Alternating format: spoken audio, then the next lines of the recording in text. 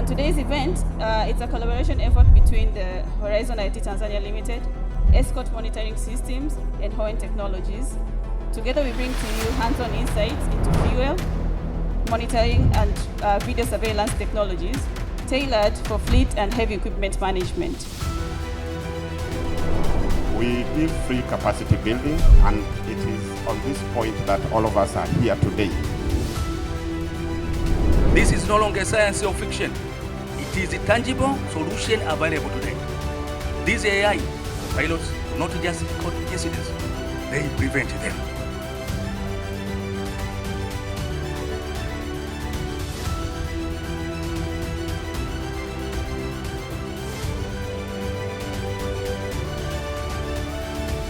Our aim is to make sure that business will make sense to everyone that is involved in the business of logistics.